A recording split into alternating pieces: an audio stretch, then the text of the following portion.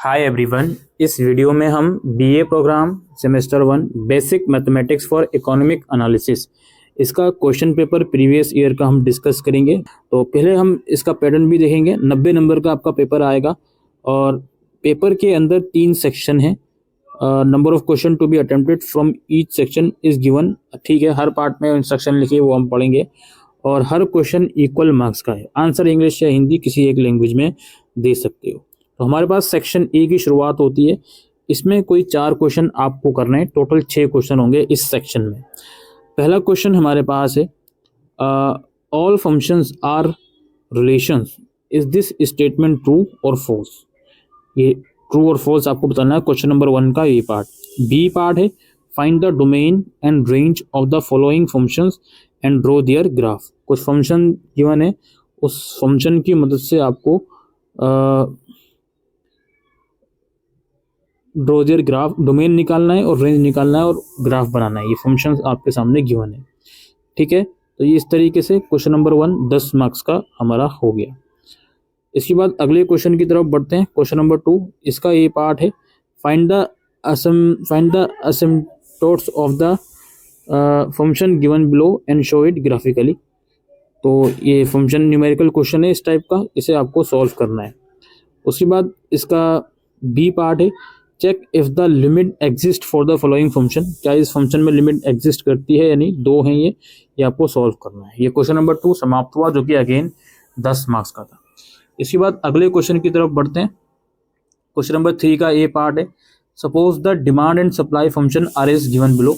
ये demand and supply function given है, आपको इक्विलिब्रियम प्राइस और क्वांटिटी निकालनी है और ग्राफिकली इसको शो करना है। ये 3 का ए पार्ट है। बी पार्ट है इसका, find the marginal product and average product of the following total product function. एक टीपी फंक्शन गिवन है, इस फंक्शन के अंदर से आपको मार्जिनल प्रोडक्ट और एवरेज प्रोडक्ट निकालना है। ठीक है, और कुछ और डेटा यहाँ पे गिवन है। ये 10 मार्क्स का अगेन क्वेश्चन नंबर 3 हो गया। इसके बाद अगले क्वेश्चन की तरफ बढ़ते हैं, क्वेश्चन नंबर 4 की तरफ। इसका ये पार्ट है, find the roots of the following function of price. इसमें फंक्शन गिवन है, इसका रूट आपको निकालना है। Also make a graph of the above function clearly showing its roots. आपको ग्राफ भी बनाना है इस फंक्शन का, जो कि इसका रूट शो करे।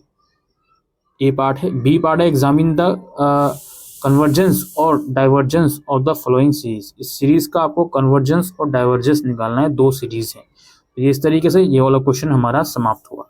Move on to the next question. इसका ए पार्ट है, आपको रैंक निकालना है इस गिवन मैट्रिक्स का। बी पार्ट में डिटरमाइन करें if the following sequence converge और diverge, is the following sequences converge और डाइवर्ज। ये सीक्वेंस कवरेज है, डाइवर्ज है, ये आपको निकालना है। 2 सीक्वेंस है। अगेन ये 10 मार्क्स का हमारा हो गया। इसके बाद अगला क्वेश्चन है दोस्तों, क्वेश्चन नंबर 6, इस पार्ट का लास्ट क्वेश्चन। इसका ये पार्ट है, write the given system of linear equation in a matrix form and then solve for x1, x2 and x3 by finding the inverse of the coefficient matrix। ठीक, और इसका B part होगा। Let's check B part. B part में क्या है जी, solve the following system of linear equation using the Cramer's rule. Cramer's rules की मदद से इस इक्वेशन को सॉल्व कीजिए। ऑलराइट, अच्छा जी। इसके बाद हम अगले पार्ट की तरफ बढ़ेंगे, सेक्शन बी। इसमें टोटल 4 क्वेश्चन है सेक्शन में, आपको कोई 3 करने हैं। ऑलराइट, तो पहला पार्ट है क्वेश्चन नंबर 7 का, there is an infinite series given by. एक इनफाइनाइट सीरीज है जो गिवन है, आपको सम निकालना है सीरीज का for x is equal to 2.5। Also check करना है कि ये सीरीज कवरेज है या नहीं। बी पार्ट है, अज्यूम करो 3 वेक्टर्स हैं ए बी सी, वो लीनियरली इंडिपेंडेंट हैं एक दूसरे के वेक्टर स्पेस। आपको शो करना है कि this the set A plus B, B plus C और A plus C is linear independent. एक तो ये निकालना है आपको।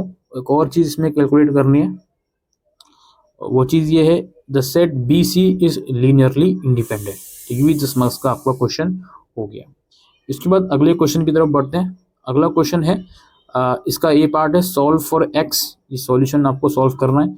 और बी पी पार्ट है, calculate the present value of each cash flow using a discounted rate of 7% per annum. Which one should one prefer? Flow of fund, ₹40 every month forever, first payment starting next month, flow of fund ₹25 every month for 6 months starting today।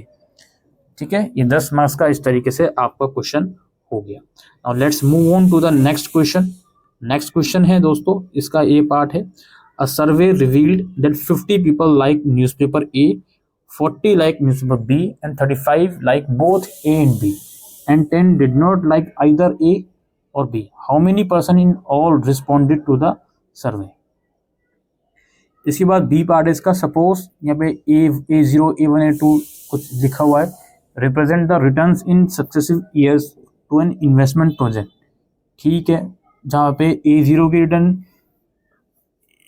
जो A0 है वो 0 से कम है, फिर A1 जो है वो बराबर है A के for A1. If n is very large, find an approximate expression for the internal rate of return. इस तरीके से ये क्वेश्चन हमारा यहाँ पे समाप्त हुआ। इसके बाद अगले क्वेश्चन की तरफ बढ़ते हैं। इसका बी पार्ट है, are the following function strictly monotonic. क्या ये फंक्शन मोनोटोनिक है, ये आपको बताना है। For each strictly monotonic function find the derivative of X with respect to Y using the inverse function rule.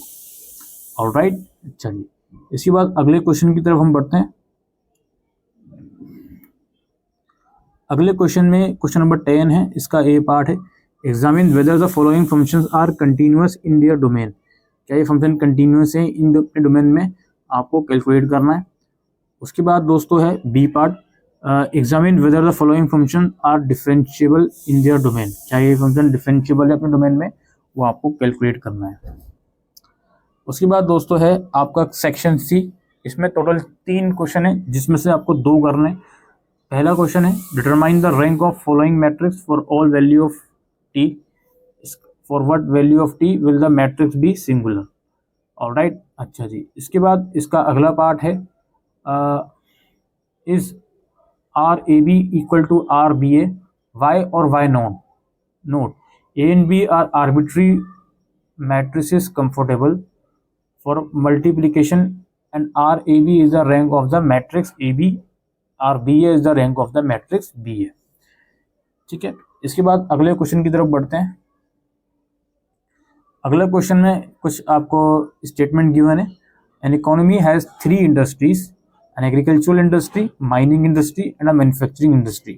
To produce 1 unit of agricultural output, agricultural sector require 0.3 units of its own output, 0.2 units of mining output and 0.4 unit of manufacturing output. To produce 1 unit of mining, the mining sector require 0.5 unit of agricultural output, 0.2 unit of its own output and 0.2 units of manufacturing output। और एक manufacturing output बनाने के लिए 3 unit 0.3 unit of agricultural output चाहिए, 0.3 चाहिए mining का और 0.3 उनका खुद का आउटपुट चाहिए। Suppose also that total production जो है एग्रीकल्चरल की, माइनिंग की और मैन्युफैक्चरिंग इंडस्ट्री की वो XYZ है, और आपको फाइनल डिमांड जो है output of agricultural sector, mining sector और मैन्युफैक्चरिंग सेक्टर की वो इतनी है। ठीक है, ये इनकी मदद से आपको कुछ और चीज़ें कैलकुलेट करनी होंगी। ये पार्ट है, write down the system of linear equation for the our economy such that each sector industry is equilibrium, total demand of each output equals to total supply. और बी पार्ट है, solve the above system of linear equation for X, Y and Z. Alright, चलिए इसके बाद जो हमारा अगला question बचा हुआ है वो है क्वेश्चन नंबर 13। ए पार्ट है, write the echelon form of the following matrix. अच्छा, और इसके बाद हमारा नेक्स्ट पार्ट है इसका, suppose u is equal to x1 y1 and v is equal to x2 y2 are 2 arbitrary point in a vector space. Verify with the help of an example if the following real value function are valid matrices. Alright, चलिए तो ये कुछ questions थे दोस्तों जो आप लोगों के एग्जाम्स में आपको देखने को मिल सकते हैं। इसी टाइप का पेपर आप लोगों को देखने को मिलेगा। उम्मीद करते हैं ये वीडियो आपको यूजफुल लगी हो, तो वीडियो को शेयर कीजिएगा। Thank you.